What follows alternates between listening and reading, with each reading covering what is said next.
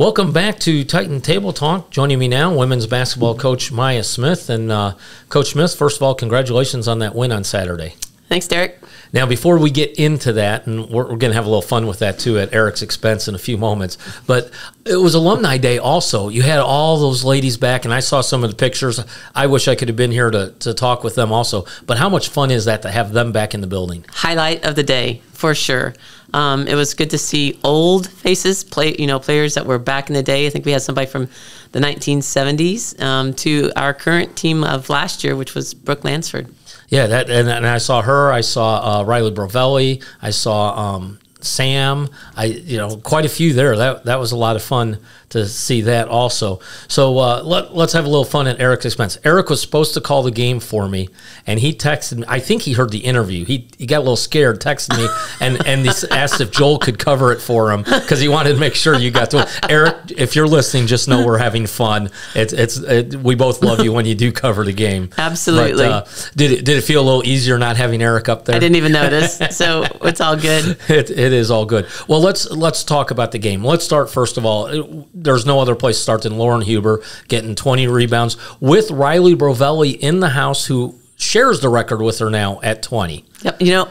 Somebody said, Coach, you should have left her in there 30 seconds longer. She would have gotten that 21st rebound to break the record. But, yeah, she did a great job, and she had a monster game. No other way to describe it. Yeah, 28 points, 20 rebounds. We were talking just before you walked in. One more bucket, she would have had a 30-20, which is incredible. Also, yeah, that's it. But since I didn't get to be a part of the game in that, kind of tell me and our audience a little bit about how you felt the flow of the game went. I thought the flow was uneven. We're not playing our best right now, Derek. We're practicing at a very high level. I thought our practices all week leading up to that North Central game were outstanding practices. We looked sharp, focused, and quick, just as quick as we possibly could be. And then the game came, and I don't know if we were tight. I'm not exactly sure what it was, but we were missing easy shots. And when we miss a lot of easy shots early, it really plagues us for like a whole game. And something we've got to do a better job of helping our kids with the mental aspect of the game in terms of things like that. Well, as I look at the shooting percentage, struggled in the first half. I say struggled. You scored 17 points in both quarters, which is okay. But 36%, 33%. But second half really warmed up. 59% in the third quarter, 48% in the fourth quarter. Yeah, I'd like to take those third and fourth quarters and bottle those. I thought we were better defensively. And anytime we get better defensively, we always get better offensively. And that's something I've tried to instill in the players, make sure they understand that. That's why we come out and we press.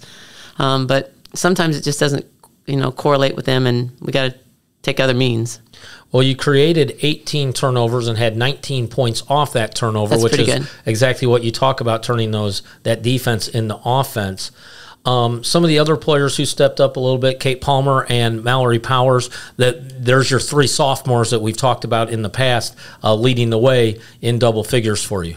Exactly. And, Derek, that just is unbelievable to me that our three sophomores are our three leading scorers and that they're there for the rest of this year and hopefully 2 more years if they wanted it. So that really bodes well for our program, I think. It does, and I've enjoyed watching them play since they first arrived on campus. In fact, I kind of knew about Lauren before she got here, and I think I told you I was all giddy about her coming in, and she's lived up to expectations. She's something else. She is, and as good a ball player as she is, even a better person. Absolutely. She may be one of the sweetest girls I've ever met. Yeah, and the last game I was at, they had some cookies from her mom had baked, and she made sure I got one of those because her mom's an excellent baker. Yeah, I think she shared with the band this past Saturday. Yeah, so. Awesome. Well, we move forward. We got another conference game coming up this Saturday against Wheaton. You just came over from practice. Tell me a little bit about what you're looking at for Wheaton. Only had one quick opportunity. I've watched them earlier in the year just to, at the beginning you kind of want to touch base, but they look taller. Still a motion offensive set. They're going to go 6'1", 6'1", 5'11", 5'10", and 5'8", in their starting lineup. They're only playing about 7 to 8 players in a rotation. Again, their motion offense is very well ran. You have to be prepared for every action out of a motion, a ball screen, a slip, a backdoor, a flare screen. You got to be ready for all those things. Well, you said they look taller. At first I was thinking that compared to the teams they've had in the past. You meant compared to us. Correctly. I'm like, man, how can they get taller than what they used to be? So, all right. Also and I know you don't like to look too far ahead, but you got a trip coming up to California. So let's talk a little bit about trip. Not necessarily the basketball part of the trip, but the trip itself. What are some of the things you're looking at doing when you're out in California? So this is really an awesome experience for our girls. We're taking the entire team. We're helping the costs. We're keeping the costs down for the school by using our Titan Fund.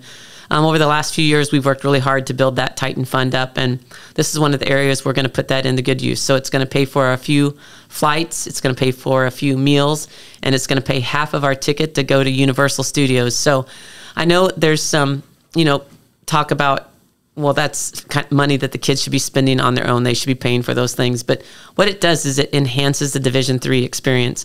And when Illinois Wesleyan can apply those types of experiences to all of our student athletes, it makes us, get more student athletes, more players who want to come and be a part of the Titan programs, not just women's basketball, but all programs. So really a unique aspect. And Mike Wagner has gotten that ball rolling for us. And we work really hard. My staff and I and the girls work really hard at soliciting what we would call funds to enhance our program.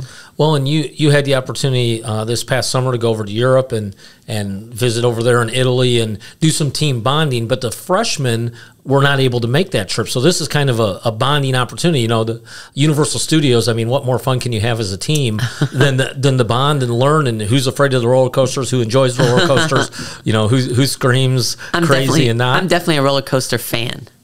Wild and crazy. I'm on it. Awesome. That's great. Now, any thoughts about your first game out there is at 9:30 at night Central Time. It's 7:30 Pacific Time, but anything that you might have to work on to make sure the girls are up, or their college kids are up that late anyway? That's exactly it, Eric. They're ready to go. So, and then you got the quick turnaround. You play at what would be 1 o'clock Pacific, but 11 o'clock our time, staying up late, getting up early. Putting them back to back. That was the way they fell into the schedule. We were happy to get those games, and then it actually saved us a hotel night. So that's, again, another reason why they're scheduled the way they are. Well, and then you come back, and it's right back to the CCIW. So nothing easy for you. Who schedules this stuff? We talk about it every week, but who schedules this stuff? Their fearless leader. So, and what's another thing that I thought of after the ball game against North Central is we are literally 40% through our schedule already. How fast is it moving? It does move amazingly. You're 7-3 overall, 2-1 in conference. I know that Carroll loss is going to stick with you for a while, but you're going to use that as fuel and all that.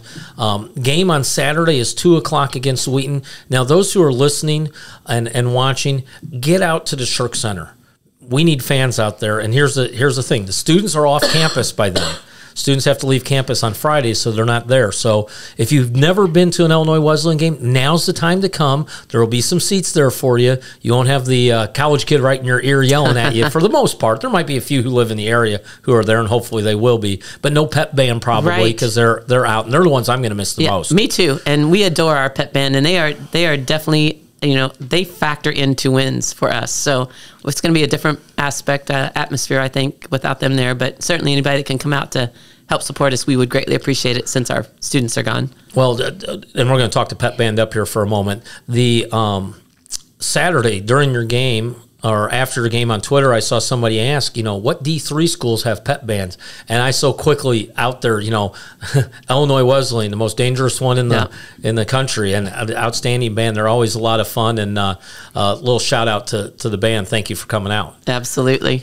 So, Coach, we appreciate you coming in. I know you had practice this morning, and you were running over from practice, so we appreciate you hustling over here for the interview. And I will see you Saturday as we take on Wheaton. All right. You are listening and watching the Titan Table Talk.